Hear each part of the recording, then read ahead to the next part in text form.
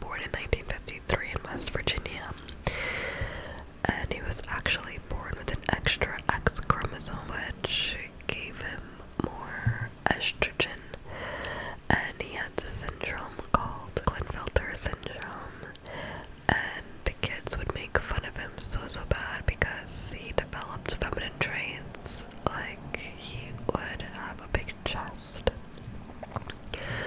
and he actually underwent a breast reduction surgery when he was an adolescent. He was, pretty close to his mother. He actually shared the same bed with his mom up until he was about 13 years old. His mom was a cocktail waitress, and she would sometimes bring different men home, and he hated this. He was very close and kind of overprotective of his mom. But the thing with Bobby Joe Long, which we'll see kind of repeatedly in his life, is that he would have brain injuries. The first time that he had a really bad accident with his head or head injury was when he was 5 years old, and he fell off the swing. When he was in the military, he had a motorcycle accident, and this motorcycle accident, his family says after this that they really saw a huge change in his personality. He began to have inappropriate obsessions and was very, very violent. He wasn't like this before. He suffered a really bad head injury as well from this accident, and he actually married his high school sweetheart named Cynthia in 1974. And the violent outbursts, they continued.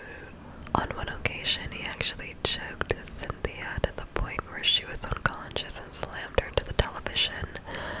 And when she was kind of slowly waking up, she was laying on the couch, and she saw Bobby Joe Long sitting next to her, and he was, crying. He's like, "I will never do it again. I'm so sorry. I don't know what came over me." Very remorseful. And then in an instant, it's like his personality changed, and he said, "When you drive yourself to get your stitches, if you tell them what really happened, I'll kill you when you get home."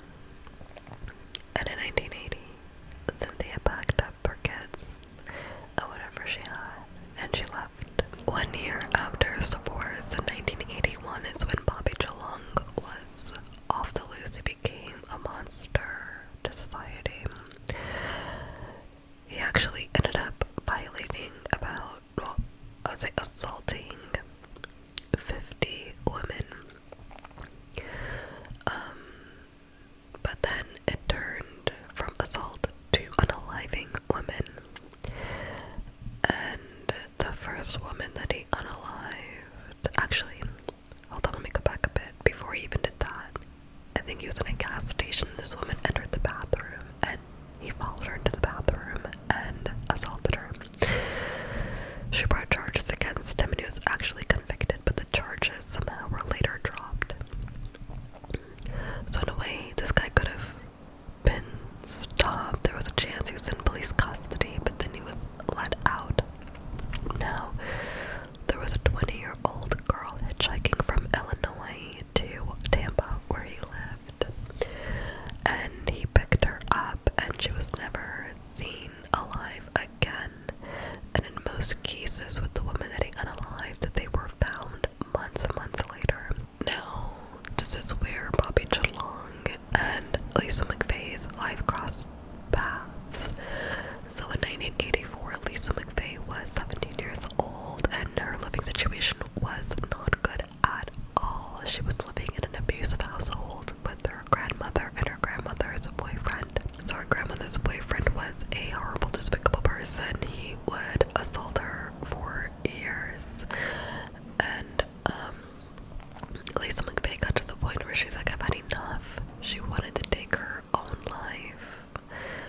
And she worked at a donut shop. On this day in particular, she worked a double shift, so she got off of work really late, and she was riding her bike back home at around 2 a.m. And as she was passing by this church, somebody grabs her off of the back of her bike, and the first instinct that you would have is to scream, and she started to scream, but the guy put a gun to her head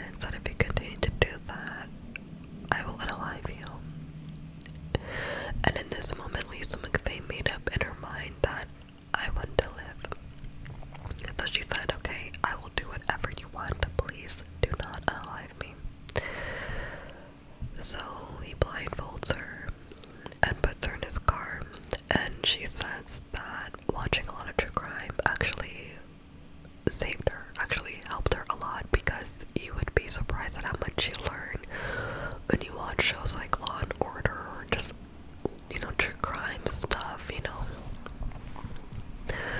So she began to pay attention to everything, and she looked around the car as much as she could because she was blindfolded, but there was a little space at the bottom, so she knew that she was getting into a red Dodge Magnum, and she counted the minutes that went by, the kind of directions that he would take to get to his house, and she knew that they were going north. And by the way, he did live in Tampa, I said that already.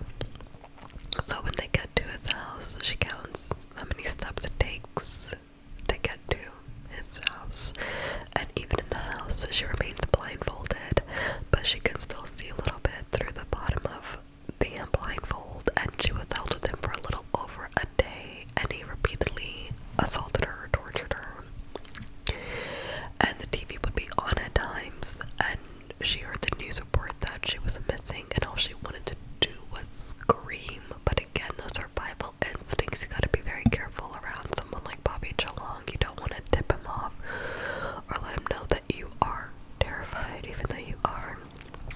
So she began to talk to him during little moments, you know, through the hours that she was with him, and she began to kind of tell him about her life. The number one thing she said to do was to humanize herself was the most important thing, because it seemed Bobby Chalong, when he was in this kind of state, you don't really see the victim as a human, you just see them as your target, and she really wanted to humanize herself. So she made up stories about her life. The most important one that she told was about her father. So she began to tell stories about her sick father and about how he has diabetes, and that she is the only caretaker, and that she's the only one to give him medication, and if he doesn't get his medication at a certain time throughout the day, then he could lose his life.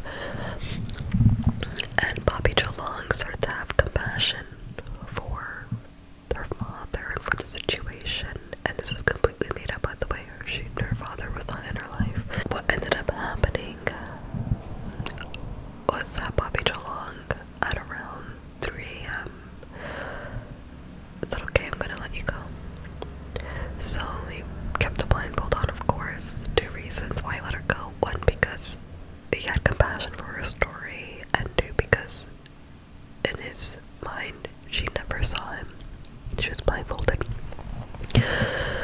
So he drives her behind his business and lets her out the car and says, you're gonna wait 5 minutes for me to drive off so I can know for sure you don't see anything but the car, you don't see me. And she agreed. And he said, be sure to tell your father that he's the only reason why I didn't unalive you. He drives off, she waits 5 minutes, and she runs back home. When she gets back home, she tells her grandmother and, you know, that boyfriend of hers what happens. And keep in mind, yeah, she's not running back to a loving home, she's running back to an abusive environment. And what happens? They don't believe her.